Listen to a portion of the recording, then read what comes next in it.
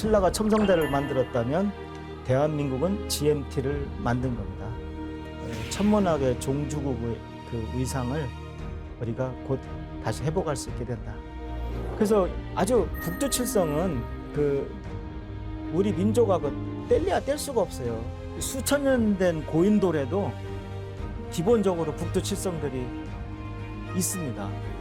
지금 단군이 신화니 이런 얘기를 하는 사람들 보면 아주 화가 나죠. 왜냐하면 제가 발견한 건 오성치로보다 700년 전 거 아닙니까? 그래서 배달도난 존재했다고 믿는데 박사님은 다양한 저서가 있지만 환웅 배달 시대를 바탕으로 한 역사 과학 소설 개천기를 집필하셨죠?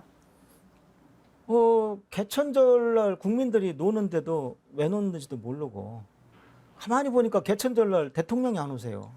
그러니까 어떻게 보면 저는 우리나라에서 가장 큰 그 국경일이 개천절 같은데 대통령이 하는 총리 행사로 끝나는 행사가 돼버렸더라고요. 그거 하나만 보더라도 아 개천이 정말 많이 죽었구나. 그래서 가만히 있어. 그러면 알리는 길은 글을 쓰는 것이죠. 노래를 만들고. 그래서 저는 이제 개천기라는 소설을 써야 되겠다.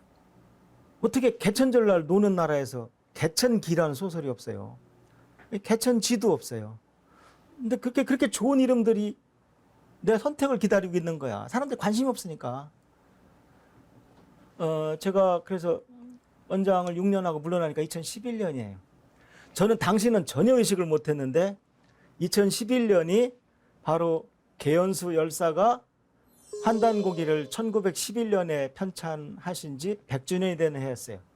근데 제가 2011년에 이제 5월에 원장이 끝나니까 갑자기 개인 시간도 많아지고 너무 좋은 거야. 그렇지, 빨리 정리를 해야지 해서 이제 막 소설을 정리했어요. 거의 2달 만에 정리한 것 같아요. 아주 그 뒤로 뱃속이 편하게 됐어요. 왜? 하늘이 나를 천문대장으로 쓰시고 그 환단고기 100주년 되던 내 임무를 마치게 하셔서 이 책을 쓰실 시간을 주었구나. 이게 하늘이 나한테 시키신 일이구나. 그렇게 생각하니까 개천기를 쓰는 일이 너무 즐겁고요. 그런데 이제 앞에 1편은 그냥 영화도 스타워즈였으니까 그냥 개천기 하면 되잖아, 인트로니까. 그래서 이제 1편은 이제 어쨌든 제가 원장 시절에 메모를 해놨으니까 이미 오래 써놨는데 다음 2개를 누굴 쓸까 생각한 거죠. 근데 이제 배달 시대에는 영웅이 2분이 계셨어요. 그래서 바로 이제 태호 복희, 즉 18명 환웅 중에 5번째 태우의 환웅의 막내 아들 태호 복희가 있고, 그 다음 18명 환웅 중에 14번째 자오지 환웅 치우가 있었어요. 2분이 가장 돋보이는 거예요. 근데 치우천자는 한마디로 행정수도를 갖다가 대륙에 설치하신 분이에요.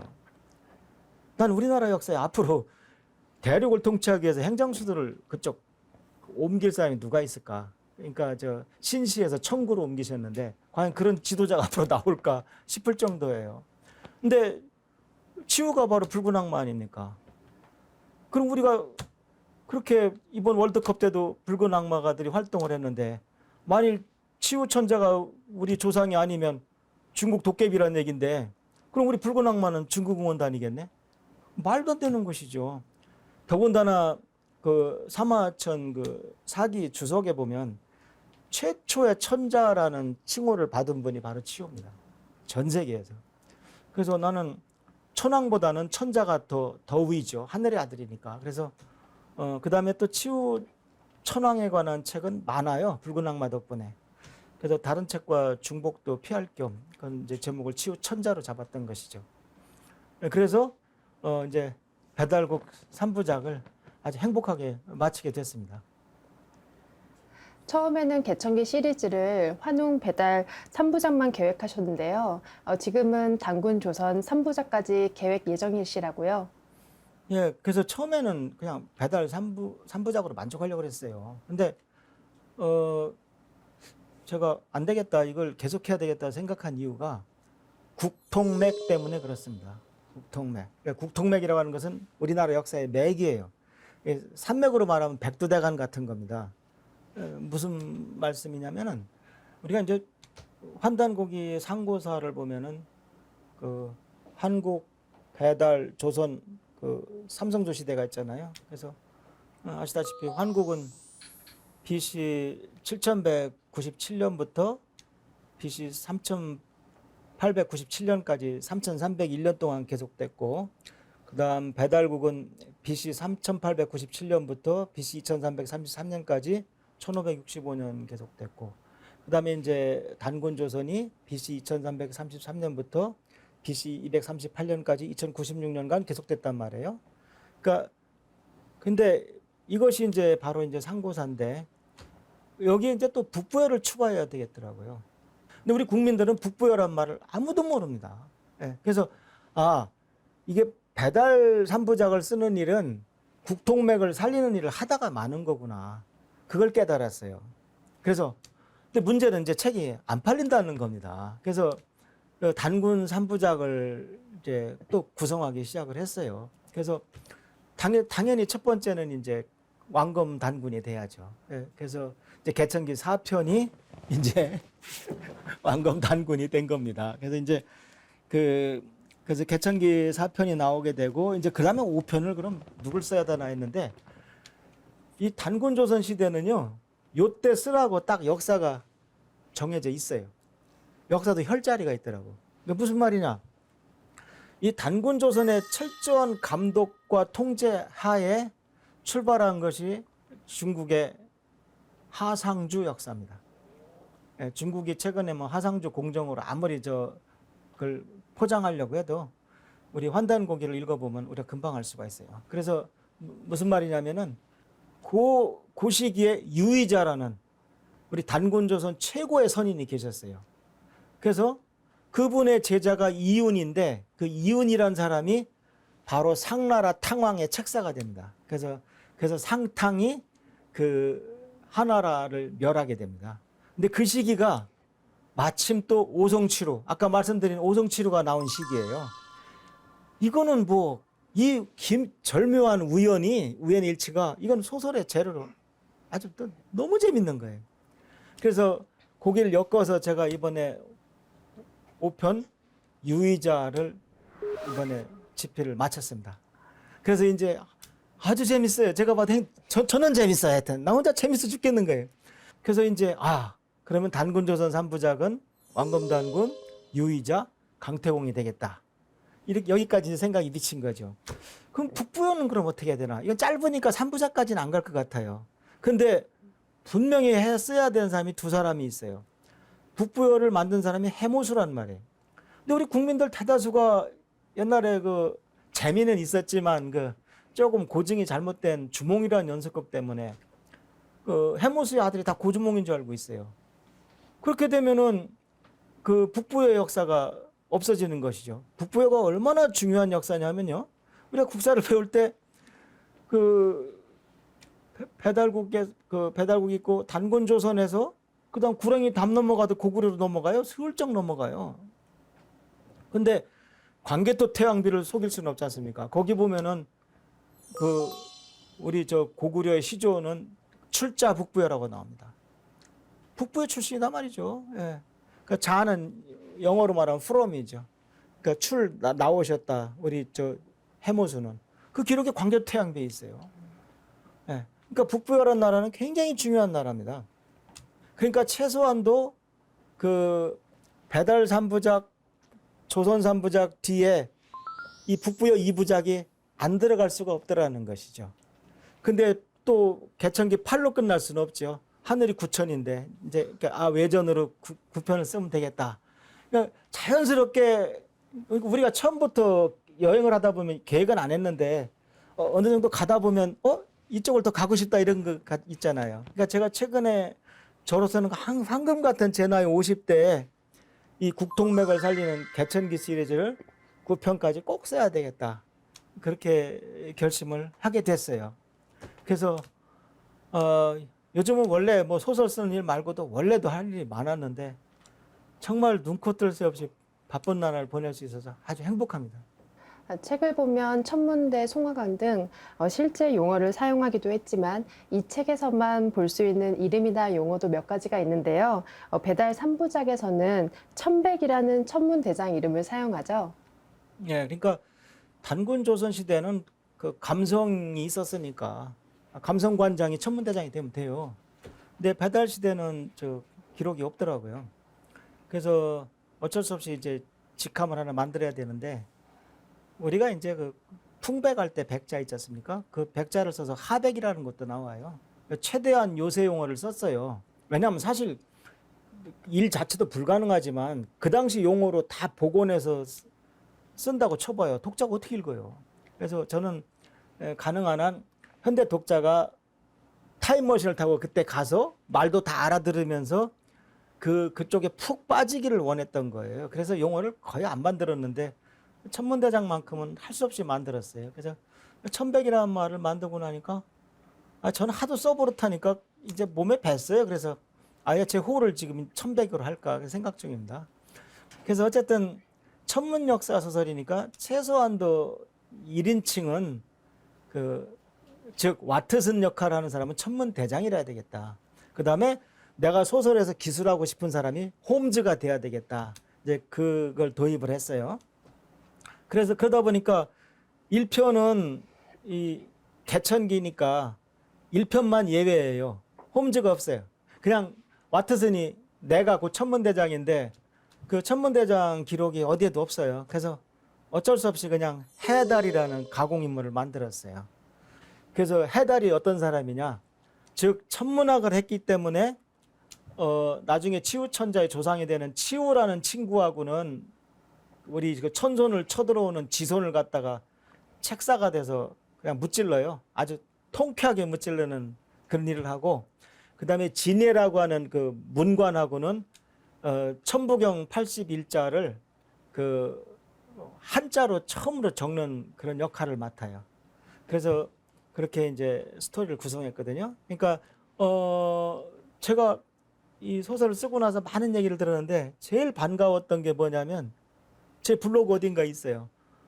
초등학교 6학년짜리가 박사님 재밌게 읽었어요.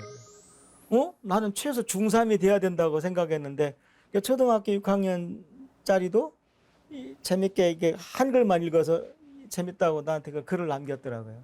난 정말 반가웠어요, 그게. 그래서 저는 굉장히 아주 건전한 내용으로 우리나라 참 역사에 부교재를 만들었다 이렇게 생각을 하고 있어요. 저는 제 50대 10년을 여기 투자한 거에 대해서 저는 전혀 하늘으로 부끄러운 점이 없습니다. 그래서 어쨌든 사람이 소신껏 산다는 게 참 인생에서 굉장히 중요한 것 같아요. 제가 어렸을 때 아까 그런 천문학 책 같은 걸 이렇게 어른들이 보시면 표정이 어두워져요.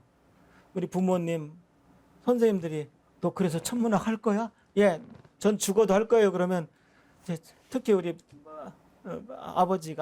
아버님이 저 싫어하셨어요. 돌아가신 아버님 천문학 하는 걸 싫어하셨어요. 그래서 본의 아니게 불효막심한 아들도 되고, 그 다음에 좋은 신랑감도 아니었고, 그 다음에 지금 좋은 아버지도 아닌 것 같아요. 그러니까 옛날에 어른들이 너 이거 하면은 나중에 돈도 없고 힘도 없다 그러셨거든요. 그 50년 전에 어른들 말씀이 정확히 맞아요. 돈도 별로 없고 힘도 없어요. 제가 힘이 없다는 걸 어디서 느끼냐면 나라를 분명히 이렇게 바로 잡고 싶은데 전혀 바로 잡지를 못하는 건 제가 힘이 없는 거잖아요. 그래서 옛날 그런데 그래도 제가 행복한 거는 그래도 내가 고집 부려서 천문학을 했으니까 오늘 제가 이런 좋은 프로그램에 출연도 하고 아주 뱃속 편하게 제가 원하는 난 이런 나라가 됐으면 좋겠다고 이렇게 떳떳하게 얘기하고 그다음에 저는 정치, 종교, 지연, 학연, 혈연, 빈부하고 별 아무 상관이 없거든요. 전 종교도 없어요. 예, 저는 아직 천문학이 종교예요. 그러다 보니까 이해관계가 없어요. 이해관계가 있다면 책이 좀 팔릴 것 뿐인데 책은 안 팔리는데 뭐. 그러니까 항상 어디 가서도 떳떳해지고 내가 그래도 할 일을 했다. 그런 항상 자부감에서 아주 행복하게 살고 있어요. 개천기 시리즈를 9권까지 계획하고 있으시다고 말씀하셨는데요. 집필하시면서 생각이 더 많아지셨다고요? 왜 우리는 삼성조 시대 드라마가 없나? 왜 우리 배달 시대, 단군 조선 시대 드라마가 없냐 이거죠. 그리고 뭐 사극하면은 뭐 너무 단순화해서 말씀드린지 모르겠는데 왜 연산군 아니면 장희빈이야? 오죽하면 저 충무공하고 저 세종대왕도 막 질려요. 근데 이쪽 삼성조 시대 이 한국 배달 조선 북부역까지 마치 아무도 가지 않은 그 겨울 들판처럼 보여요. 그러니까 제가 어쨌든 제가 졸저라 하더라도 어쨌든 거기 첫 발자국을 쭉 내서 다음 올 사람들이 그래도 이쪽 방향으로 가는구나 이렇게 알게만 해도 난 의미가 있다고 생각을 했어요. 그리고 무엇보다도 제가 어쨌든 콘텐츠를 마련한 거잖아요. 저는 콘텐츠가 결국은 전부라고 생각을 해요. 예를 들어 독립기념관을 우리가 흉내를 낸다면은 제일 가운데 큰 개천관을 짓고 그 뒤에 딱 부채꼴처럼 그럼 제가 쓴 소설 제목만 쭉 갖다 써놔도 태호복희, 치우천자, 왕검단군, 유의자, 강태공, 해모수, 동명왕 이렇게만 둘러놔도 되잖아요. 그러니까 이게 콘텐츠가 없고 스토리가 없으면 못하던 말도 구체적으로 할 수가 있더라고요. 그러니까 나름대로 내가 죽기 전에 개천 기념관이 세워질 수 있을까?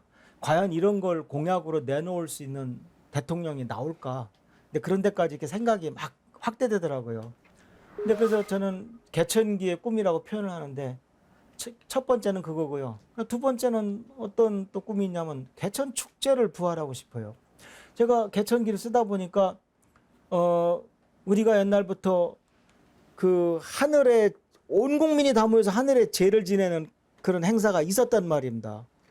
식민사학에서조차 가르쳤잖아요. 영고가 있다, 무천이 있었다고. 그건 뭐 식민사학에도 나오잖아요. 그러니까 온 국민이 다 특히 오늘날처럼 이렇게 다문화가 되고 이렇게 막 나라가 사분오열돼 있고 이런 나라를 그래도 개천절의 즈음에서 용광로처럼 다 하나로 녹아들 수 있는 축제를 할 수는 없을까 그런 생각이 떠오르더라고요. 이런 어떤 그 개천기를 쓰면서 그런 생각들이 구체적으로 이렇게 꿈이 되더라고요. 그래서 저는 앞으로 정말 이런 대통령이 좀 과연 나올까 이제 늘 그런 생각을 좀 하고 있습니다. 그래서 개천기를 쓰면서 제 시야도 자꾸 넓어지고 생각이 구체화되고 그다음에 이런 콘텐츠들을 어쨌든 제가 처음으로 이렇게 샘플을 보여주니까 저보다 더 훌륭한 분들이 음악도 만들고 미술도 만들고 저 뭐 그림도 만들고 만화도 만들고 해서 정말 우리 태고 쪽 우리 역사를 좀 부활해 줬으면 그런 데까지 생각이 미치더라 이거죠. 예. 최근에는 개천혁명도 언급하시는 거로 알고 있는데요. 네. 정확히 무슨 의미인가요? 그러니까 개천혁명이 뭐냐? 제일 쉽게 설명해봐라. 전 이렇게 설명해요. 우리나라 역사 교과서에 배달나라가 나오게 만드는 일. 그게 제가 말하는 혁명의 한 표현이에요. 옛날에 뭐 국정교과서다 뭐 일이 있었잖아요. 어느 교과서든 간에 배달이 안 나올 거 아니에요. 그러니까 보니까 이게 우리 역사 교과서에 배달이 들어가려면 혁명에 가까운 변화 없이는 불가능하겠더라고요. 개천혁명이란 그 말을 만들어내면서 세 가지 주장을 했어요. 우리 역사를 좀 제대로 공부해서 개천이 뭔지를 깨달아라. 그 다음에 우리 사상을 좀 공부해서 천손이 무슨 뜻인지 깨달아라. 그 다음에 우리 문화를 잘 엮어서 홍익하자. 그게 한류지요. 그렇잖아요. 그래서 그 길만이 우리가 지금 위대한 나라.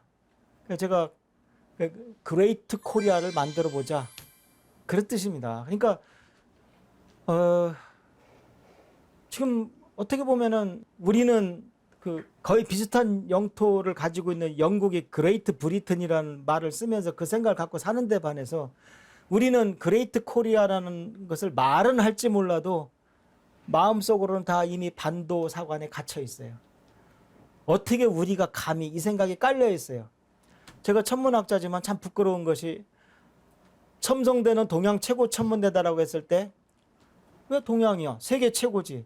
그렇게 말하는 사람을 지금까지 단 한 명도 본 적이 없어요. 그 말은 동양 최고면 됐지 뭐, 감지덕지지 뭐, 이 생각이 깔려 있어요. 그런 어떤 사상적인 그 벽을 깨지 않으면 난 우리 민족이 그 글로벌 리더가 절대 될 수 없다고 생각을 해요. 글로벌 리더는 영성적인 국혼이 살아 있어야 돼요. 그래서 그것을 제안하는 내용이 바로 개천혁명입니다. 그러니까 저는 여기서 총칼을 드는 것을 얘기하는 것이 아니에요. 그 다음에 과연 이것이 이루어질지는 모르겠어요. 그러나 제가 어쨌든 개천기를 쓰면서 깨달은 것 중에 세상이 내 마음대로 안 바뀌니까. 그러니까 꼭 이걸 써야 되겠다. 나는 우리나라의 개천풍이 불도록 바람잡이가 돼야 되겠다.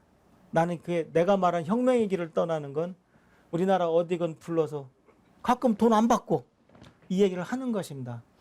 그래서 제가 요거 좀 고상하게 표현할 수 없을까 하다가 좋은 귀절이 떠올랐어요.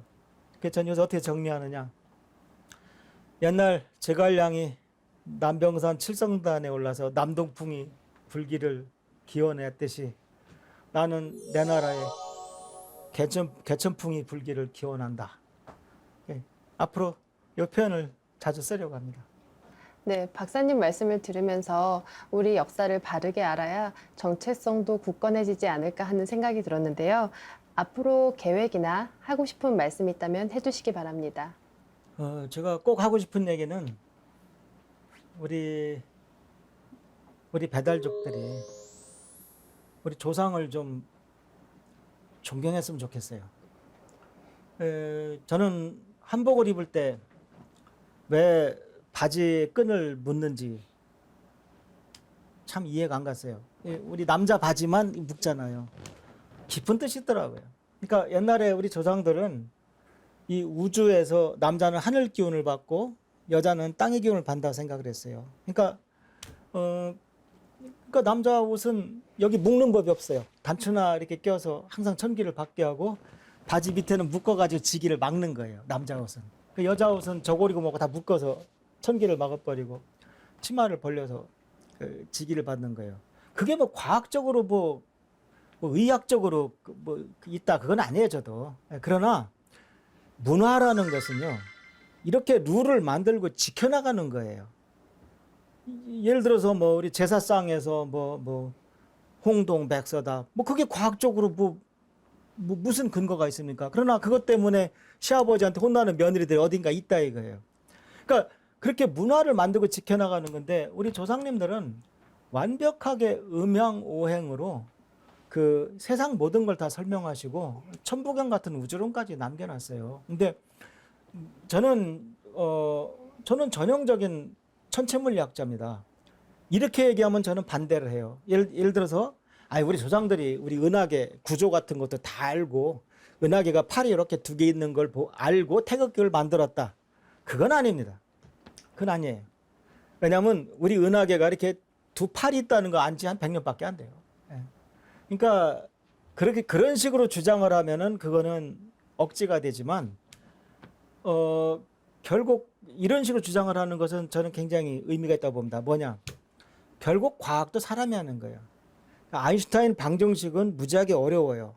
그러나 그거를 풀어보면 우주의 답이 여러 가지가 나오는데 그 중에 하나가 말 한 장 모양의 우주가 있어요. 그건 무슨 뜻이냐면 우주가 공간적으로 이렇게 말 한 장 모양이 되면 우주가 무한히 가요. 무한한 우주라는 거예요.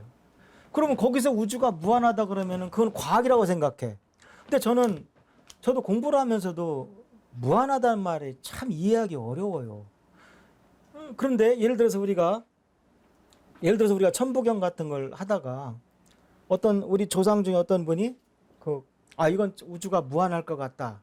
그거를 나는 뭐 예를 들어서 일시무시일로 표현하겠다. 그러면 그거는 미신이라고 생각을 해. 근데 물론 서양 과학이 훨씬 지금 더 발전했고 그거 덕분에 과학기술 덕분에 우리가 문명을 이뤄서 잘 살고 있어요. 휴대폰도 쓰고. 그러나 우주나 어떤 마지막 궁극 부근의 그 양자역학이나 뭐 예를 들면 뭐 불확정성 원리라든가 그걸 가지고서 이렇게 우주를 생각하고 그 진공의 에너지를 가지고 어떤 그 스타워즈에서 말하는 포스를 생각을 하고 그 레벨은 우리 조상들 다 했다는 겁니다. 다만 랭귀지가 그걸 기술하는 언어가 다르지. 그러니까 영성 부분은 전혀 우리가 뒤진 것이 없다는 것이죠. 그래서 우리도 이런 많은 영성적인 그런 그 자산들을 가지고 있는데 우리 것은 이렇게 무시하면서 허블의 팽창 우주는 그렇게 뭐 종교처럼 받아들이면서 우리 김일부의 정역 같은 것은 뭐 한 페이지도 안 읽어보는 그러한 분위기는 좀 바뀌어야 한다 그런 생각을 합니다. 그 다음에 이제 제가 마지막으로 말씀드리고 싶은 것은 하늘의 계시가 하나 있어요. 2022년에 오성치료가 다시 일어납니다. 그러니까 거기서 루가 양자리 베타별이거든요. 근데 양자리 베타별 주위에 진짜로 2022년 6월 중순에 오성이 모여요. 근데 옛날 오성치료처럼 다닥다닥 모이진 않아요. 약간 성기지만 그래서 저는 그게 2022년까지 역사를 바로잡으라는 하늘의 계시로 저는 받아들입니다. 그 다음에 또 2035년에는 9월에 개기일식이 우리 한반도에서 일어나요. 그러니까 우리가 그동안 몇십 년 동안 일식이 일어나도 좀 부분 일식이었어요. 그 개기일식을 보려면 다른 나라로 여행을 갔어야 돼. 근데 이번에 2035년 9월에는 평양 원산을 연결하는 선상에서 개기일식이 일어나요. 그때까지 당연히 통일하라는 하늘의 계시를 봅니다. 당연히 통일되게 돼서 저는 거기 가서 제 나이가 몇인지 몰라도 가서 일식을 볼 겁니다. 그날 비 오면 어떡하나 전 지금도 걱정하고 있습니다. 그래서 어떻게 다른 분들이 들으면 저 사람 미쳤나 보다 할지 모르지만 이 천문학의 큰 장점은 멀게 보고 넓게 볼 수 있어요. 참 사람으로서 정말 해볼 만한 천문학입니다. 난 요새 젊은이들한테 나는 25m 망원경 만들어 놓고 물러나지만 너는 그걸 네가 사용할 수 있다. 그래서 현대 최고 수수께끼 낀 암흑물질, 암흑에너지를 연구할 수 있다. 암흑에너지를 연구하다 보면 진공에너지에 대해서 깨닫게 되고 그것이 옛날 우리 조상들이 말하던 그 천부경 우주나 뭐 어떤 우주에 네가 접근할 수도 있다. 그때 그런 세상을 꿈꿔라. 나는 만들어 놓고 물러나지만 너는 그걸 사용할 것이다. 그 다음에 지금 우리 젊은이들한테 한마디 좀 하고 싶다면 취직 걱정이 다인 인생을 살지 말아라. 그러니까 정말 역사를 똑바로 인식해가지고 네가 만일 방송국 PD가 되면 너는 배달국 드라마, 단군조선 드라마 만들어서 주장을 해라. 안 되면 꿈을 간직하고 몇십 년 기다려라. 그러다 보면 언젠가 너도 부장할지 모르고 그때 네 뜻을 또 필 수 있을지 모른다. 그것이 20년 걸리면 굉장히 빨리 한 거다. 인생에서 저도 60이 넘으면서 깨달았는데 사람은 아는 만큼 보이고 생각한 만큼 꿈을 이룰 수 있다고 생각합니다. 그래서 우리 국민 전체가 하늘을 두려워하고 천벌을 두려워하고 하늘의 뜻을 따라서 하늘의 도움을 받아서 정말 위대한 대한민국 만드는 걸 꼭 목격하고 죽었으면 좋겠고요. 그다음 저는 그걸 위해서 제 인생을 다 바칠 것입니다. 그렇게 생각하니까 너무 행복하고 하루하루가 즐거워요. 네, 박사님 말씀 잘 들었습니다. 오늘 소중한 시간 함께 해주셔서 감사합니다. 감사합니다.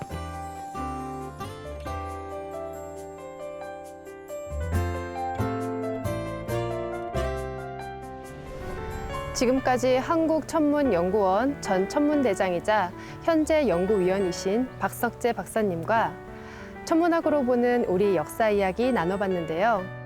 책 저술과 다양한 강의 등 앞으로도 더욱 왕성한 활동 기대하면서 문화와 인물, 오늘은 여기서 인사드리겠습니다. 하늘이 열리고 태극이 춤추던 날 해와 달 내려와 오악을 비추네 삼조고 높이 날아 해품에 깃들고 두꺼비 높이 뛰어 달 속에 한겼네